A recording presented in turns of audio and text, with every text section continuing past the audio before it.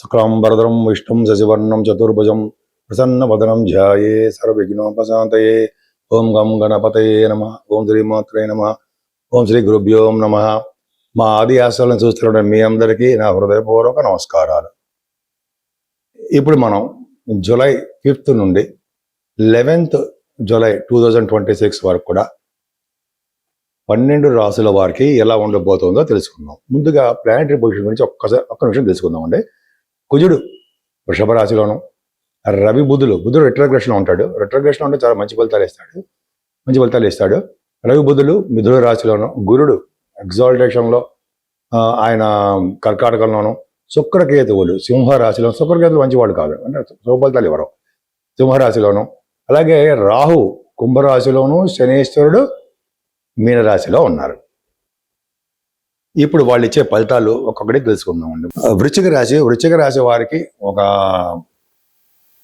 గురు బలము కుజ బలము తోడైంది. మీ రాశ్యాధిపతి సప్తమంలో ఉన్నాడు, అంటే చంద్రుడితో కలిసి ఉన్నాడు. అంటే జనరల్గా మీరు ఫారిన్ కంట్రీస్ వెళ్ళడానికి అవకాశాలు ఉంటాయి. మీ జాతకాలు ఇచ్చి చూసుకోండి, డెఫినెట్గా ఉంటాయి.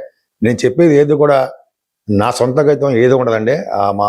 మన దాంట్లో ఎలా ఉంది, సబ్జెక్ట్ ఎలా ఉందో అవే నేను గుర్తుపెట్టుకుని చెప్పడం జరుగుతూ ఉంటుంది. అవే లగ్నం బట్టి కూడా ఆధారపడి ఉంటుంది. మీ రాశాధిపతి డెఫినెట్గా బ్రహ్మాండంగా ఉన్నాడు. ద్వితీయాధిపతి గురుడు కూడా బ్రహ్మాండంగా ఖచ్చితంగా ఫారిన్ వెళ్తారు. మీరు చేస్తున్న ప్రతి పనులను ముందంజలో ఉంటారు, తెలివిగా ఉంటారు. మీ విషయాలు ఎవరు బహిర్గతం చెయ్యరు. కానీ కుటుంబంలో చిన్న చిన్న ప్రాబ్లమ్స్ రావడము, కుటుంబంలో వృద్ధి లేకుండా ఉండడము, ధనపరంగా కొంచెం ఆలస్యం అవుతూ ఉండడం జరుగుతుంది. కానీ మీరు ఎప్పుడు ప్రయాణాలు చేయడానికి రెడీగా ఉండండి. షార్ట్ జర్నీ చేస్తూ ఉంటారు. మీ తమ్ముళ్ళని చెల్లెల యొక్క సలహాలు తీసుకుంటూ వాళ్ళకి మీరు సలహాలు ఇస్తారు. చతుర్థ భవనంలో చంద్రరాహులు, ఇంతకంటే ఏముంది, ఫారిన్ వెళ్తారని చెప్పడానికి నిజం. చంద్రరాహుల వలన ఫారిన్ వెళ్ళడము, ఆభరణాలు కొనుక్కోవడము, మ్యూజిక్ రంగంలో బ్రహ్మాండంగా ఉండడం జరుగుతుంది. కానీ తల్లిగారికి విద్యలోను, తర్వాత రైతు సోదరులకు కూడా కొంచెం వాళ్ళకి ప్రాబ్లమ్స్ రావడానికి అవకాశం ఉంది. పంచమస్థానంలో శని వలన పుత్రిక సంతానం కలగడము, టెన్షన్స్ పడుతూ ఉండడం, దానికి టెన్షన్ పడుతుంటారు మీరు. అదో చిన్న చిన్న ప్రాబ్లమ్స్. అంతేకాకుండా సప్తమంలో కుజుడు మంచివాడు కాదు. ఎందుకంటే 6వ ఇంటి వాడు 7వ భవనం ఉంటే భార్యాభర్తలకు ఇద్దరికి ప్రాబ్లమ్స్ క్రియేట్ చేస్తూ ఉంటాడు, మనస్పర్ధలు కలిగేటట్టు చేస్తూ ఉంటాడు. బహుశా మీకు అలా ఉండడానికి అవకాశాలు కొన్ని రోజులు మాత్రం ఈ వారంలో కొంతమందికి ఉండడానికి అవకాశం ఉంది.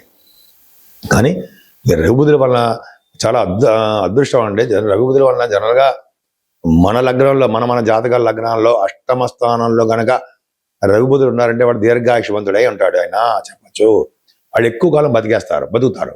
ఆయుర్దాయం ఎక్కువ ఉంటుంది అష్టమంలో రవిబుధులు ఉంటాయి. అలాగే విదేశాల నుంచి ధనప్రాప్తి కలుగుతుంది.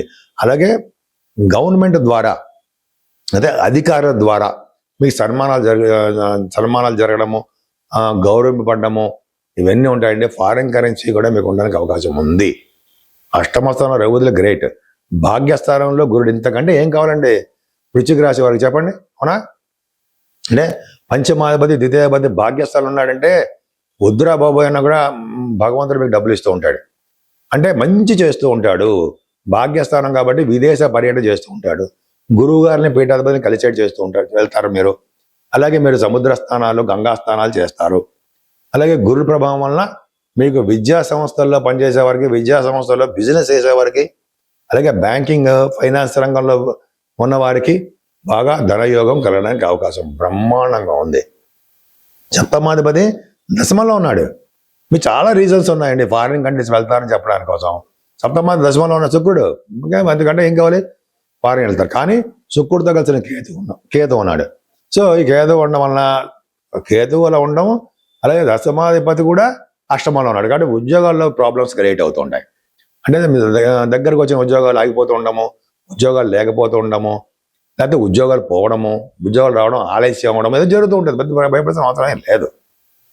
మీరు చేస్తున్న వ్యాపారాలు కూడా కొద్దిగా ఆలస్యం అవుతుంటాయి, అనుకున్నంత ప్రాఫిట్స్ రాలేకపోవచ్చు. నేను మీ వాడరే వాడుతున్నారంటారో, డాక్టర్ వాడరే వాడుతున్నారు అదంటారో శర్మ, ఇంతకు చెప్పినట్టుగానే మీ జాతకాలు చూపించుకోవాలనుకుంటే, ప్రతిసారి చెప్తున్నాను అనుకోండి, నేను మరొకసారి చెప్పడం వలన మీకు కావాలని జాతకాలు ఏమైనా తెలుసుకోవాలనుకుంటే తెలుసుకోవచ్చండి.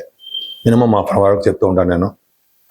జాతకాలు తెలుసుకోవాలంటే date of birth, time of birth, place of birth 3 కూడా చాలా చాలా ఇంపార్టెంట్, అవసరం. అంటే మీకు ఏ దశలు జరుగుతున్నాయో అవన్నీ కూడా చూసి మనం చెప్పచ్చు. మీకే కాదండి, మీకు తెలిసిన స్నేహితులు కానీ వాళ్ళకి కానీ మీరు చెప్పచ్చు. నేను చేసిన వీడియో మీకు పరిచయం లైక్ కూడా కొట్టండి సార్, అలాగా అందరికీ వెళ్తుంది. అంతేకాకుండా వాస్తురీత్యా కొంతమందికి వాస్తురీత్యా కూడా డౌట్స్ ఉంటూ ఉంటాయి. అంటే మనం సపోజ్ నేనున్నాను, నా పేరు ఆదినారాయణరావు అంటున్నాం, ఏ ఫేసింగ్ కలిసి వస్తుంది అనే అక్షరం ఎప్పుడైతే సరే అక్షరం మీద మన నేమ్, మన యొక్క పేరు మీద మొదటి అక్షరంతో మనం దిశ, అంటే మనం ఏ ఫేస్ ఉంటే మనకు కలిసి వస్తుంది, ఉత్తరమా తూర్ప పడమర అంటాం కదా, ఏ ఫేస్లో ఉన్నటువంటి ఇళ్లల్లో నివసిస్తే మనకి బాగా కలిసి వస్తుంది అనేది కూడా ఇంపార్టెంటే కదండి. అలాగా కూడా మనం తెలుసుకోవచ్చండి. నేను చెప్తూ ఉంటాను మీకు కావాలంటే. ఇంకా ఏమైనా వాస్తులకు సంబంధించిన విషయంలో మీకు ఏమైనా డౌట్స్ ఉంటే తప్పకుండా నేను చెప్పడానికి ఉంటాను. జనరల్గా అంటే మీకు ఈ వాస్తు విషయంలో కానీ జాతకాల విషయంలో కానీ వేరే వాళ్ళు ఎవరు చెప్పరు, అంటే వేరే వాళ్ళు నేను ఒక్కడనే చెప్తుంటాను. నా పేరు మీద ఏమైనా ఛానల్స్ వచ్చినా కూడా ఎవరు చెప్పినా కూడా నమ్మకండి, నేనే ఉంటాను, ఎవరికి ఇవ్వలేదు ఆ ఛానల్. అంతేకాకుండా మా మిస్సెస్ గారు ఒకళ్ళే లిఫ్ట్ చేస్తూ ఉంటారు ఫోన్ కూడా. మీరు ఒకవేళ నాతో మాట్లాడాలనుకుంటే మెసేజ్లు పెట్టండి, తప్పకుండా నేను మళ్ళీ ఫోన్ లిఫ్ట్ చేసి మాట్లాడుతుంటాను. దాన్ని షూట్స్లో ఉంటుంటాను నేను కొన్ని సార్లు, ఏదో జాతకాలు చెప్పే హడావుల్లో ఉంటుంటాను. సో దానివల్ల ఫోన్ లిఫ్ట్ చేయకపోవచ్చు, ఏమనుకోకండి.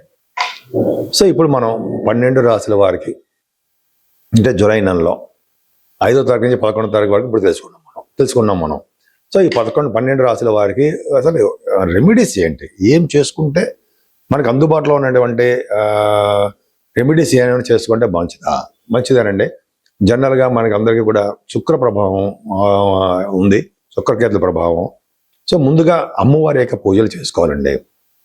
అంటే చండీ హోమం కానీ, ముందర ఫస్ట్ ఏంటంటే గణపతి ఆరాధన చేసుకుంటూ లక్ష్మీ గణపతి హోమం కానీ చండీ హోమం కానీ చేయించుకుంటే చాలా చాలా మంచి ఫలితాలు వస్తాయి.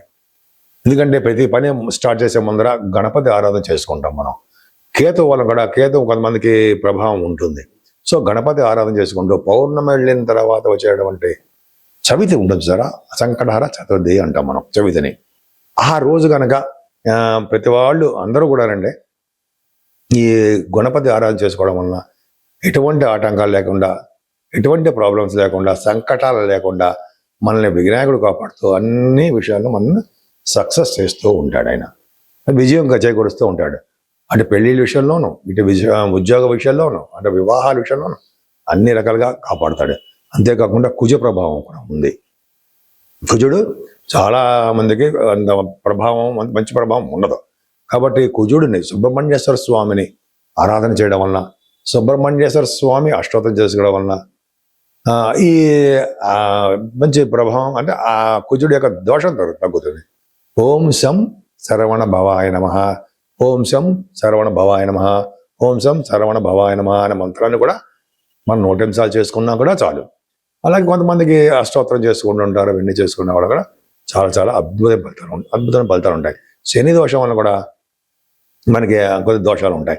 అందుకని ఆంజనేయ స్వామి వారిని పూజించిన, ఆంజనేయ స్వామి వారికి సింధూరం రాయించిన, ఆంజనేయ స్వామి వారికి తమలపాకులతో పూజ చేసుకున్న, వస్త్రం సమర్పించిన, ఈ కాలంలో మామిడి పళ్ళు లేదా ఫలాలు సమర్పించిన, శని వలన వచ్చే దోషాలు చాలా మటుకు పరిహారం అవుతాయని చెప్పి మనం చాలా చోట్ల చదివాము, పరిహారం కూడా అవుతాయి. ముఖ్యంగా ఈశ్వరారాధన అలాగే విష్ణువుకి సంబంధించిన విషయాల్లోనూ మనం తప్పకుండా పూజలు చేసుకోవడం వలన అన్ని రంగాల్లోనూ మనం ముందంజలో ఉండడానికి అవకాశాలు ఎక్కువ ఉంటాయి.